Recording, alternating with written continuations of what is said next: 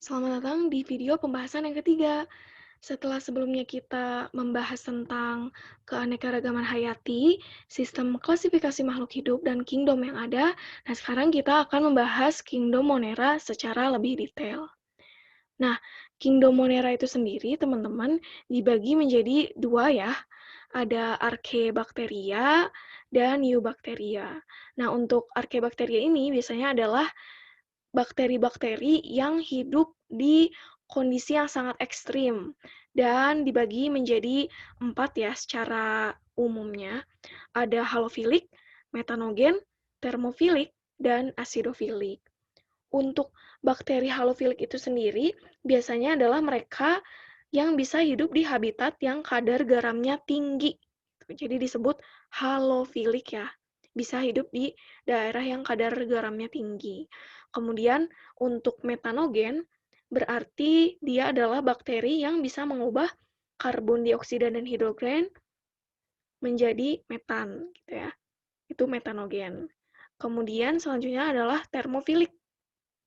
Kalau misalnya ada kata-kata termo berarti ini berhubungan sama suhu ya. Berarti artinya ini bakteri yang bisa hidup di habitat dengan suhu tinggi, seperti itu. Kemudian selanjutnya adalah asidofilik, asid gitu. Berarti dia bakteri yang bisa hidup di habitat sulfur, seperti itu. Jadi ada 4 ya untuk Archaebacteria. Secara generalnya halofilik, metanogen, termofilik, dan asidofilik. Kemudian untuk Eubacteria, itu misalnya bakteri yang tersusun dari alga hijau biru.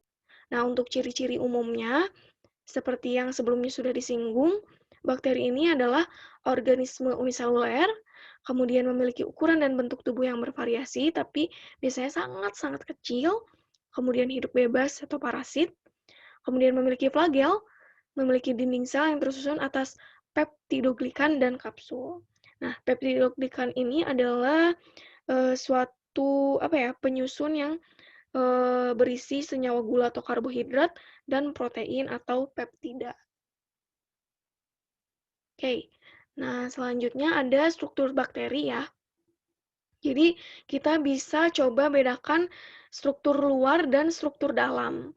Untuk struktur luar itu sendiri terdiri dari ini ya, dari yang luar kapsul, ini yang paling luar untuk melindungi bakteri, kemudian dinding sel, agak ke dalam sedikit, kemudian ada membran plasma, kemudian ada flagela ini ya, flagela nih yang panjang ini. Nah, flagela itu untuk apa sih? Flagela itu untuk mempermudah gerak bakteri. Itu jadi dia bisa bergerak dengan flagela. Tapi ada juga sih bakteri yang tidak memiliki flagela. Kemudian selanjutnya untuk struktur luar itu ada pili ya, ini yang pendek-pendek dan banyak. Pili itu fungsinya sebagai penghubung saat bakteri melakukan konjugasi atau pertukaran materi genetik. Seperti itu. Itu untuk yang struktur luar ya. Kemudian untuk yang struktur dalam ada sitoplasma. Sitoplasma ini yang biru-biru ini, cairan ya dia tuh. Jadi medium itu tuh sebenarnya medium atau media terjadinya metabolisme sel dan cairan tempat organel-organel sel. Kemudian selanjutnya itu ada ribosom. Ini ya yang bulat-bulat kecil ini. Nah, ribosom ini berfungsi untuk tempat sintesis protein. Kemudian ada plasmid.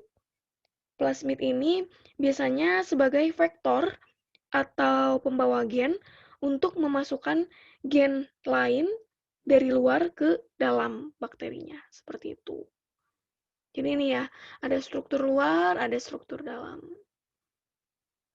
Nah, kemudian untuk reproduksi bakteri itu sendiri ada dua jenis teman-teman, ada yang seksual, ada yang aseksual. Untuk yang seksual dibagi menjadi 3, ada transduksi, konjugasi, dan transformasi. Kemudian untuk aseksual itu biasanya melalui pembelahan biner. Nah, kita ke yang seksual dulu ya. Jadi yang pertama itu ada transduksi. Nah, transduksi itu apa sih?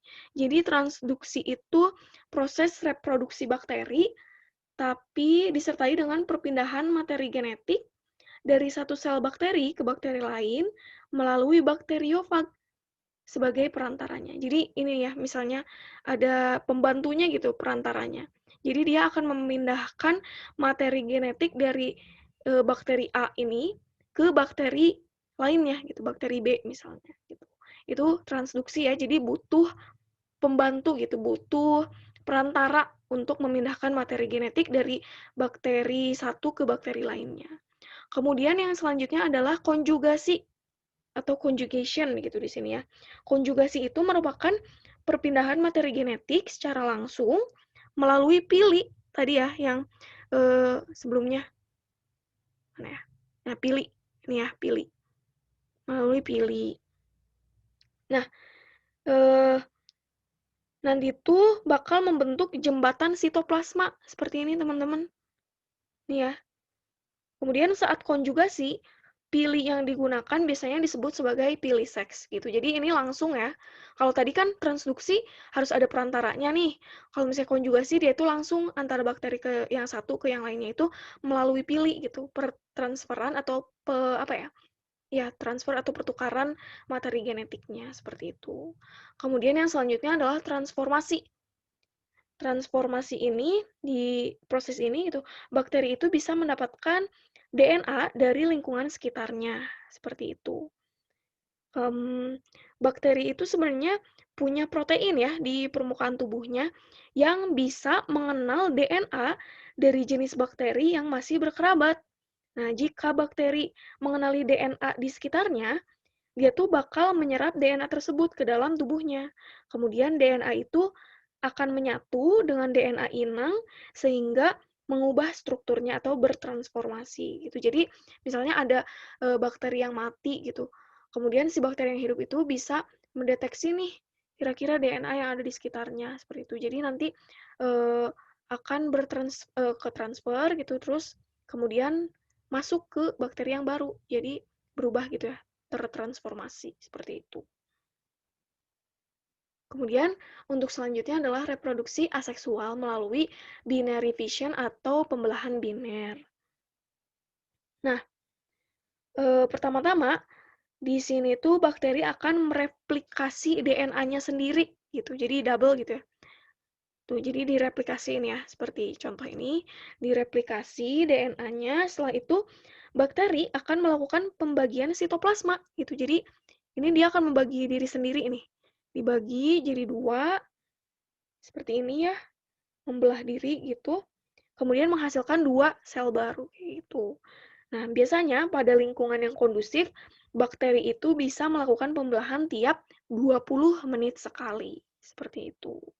Jadi ingat-ingat ya teman-teman, seksual itu ada transduksi, konjugasi, dan transformasi, sementara seksual itu ada pembelahan biner. Kemudian untuk klasifikasi bakteri itu bisa dibedakan melalui bentuk.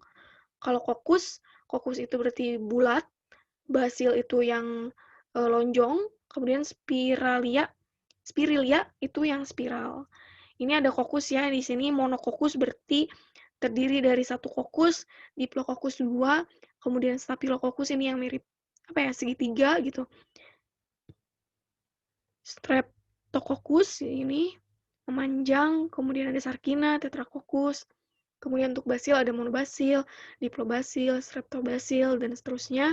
Kemudian untuk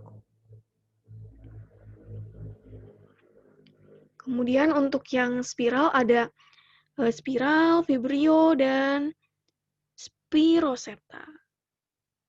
Kemudian berdasarkan flagelanya dibedakan menjadi 5 ya teman-teman. Ada yang atrik, tidak punya flagela, kemudian monotrik, flagelanya di satu sisi, kemudian amfitrik, flagelanya ada di kedua sisi, lofotrik, banyak, tapi cuma di satu sisi flagelanya, kemudian peritrik punya flagela di segala sisi dan banyak gitu ya. Nah, kemudian ini dari cara memperoleh makanannya, ternyata ada yang heterotrof dan autotrof. Kemudian kebutuhan oksigen berarti ada yang membutuhkan oksigen atau aerob, ada yang tidak membutuhkan oksigen atau anaerob. Kemudian dari cara hidup ada yang saprofit, ada yang parasit. Kemudian dari sistem pewarnaan gram atau perbedaan komponen dinding sel ya sebenarnya ada gram positif dan negatif. Jadi dibedakan berdasarkan tebal atau tipisnya peptidoglikan yang ada di bakteri itu. Jadi kalau misalnya gram positif biasanya dia punya peptidoglikan yang lebih tebal dibandingkan gram negatif. Seperti itu. Nah, kemudian ini ya, bakteri itu jadi tidak hanya merugikan tapi juga menguntungkan. Untuk yang menguntungkan itu bisa ini ya, manfaatnya bisa dilihat teman-teman, membantu proses pembusukan, mengikat nitrogen, kemudian membuat keju, nata de coco, dan lain sebagainya. Ini bisa dibaca ya, sambil dibaca. Dan boleh dihafalkan juga. Kemudian selanjutnya ini yang merugikan karena bisa menyebabkan beberapa penyakit seperti difteri, TBC, sifilis, tifus, kolera, dan lain sebagainya. Oke, mungkin sampai di sini pembahasan untuk Kingdom Monera. Kalau misalnya ada yang ingin ditanyakan atau ingin dibahas lebih spesifik, boleh langsung ditanyakan ya.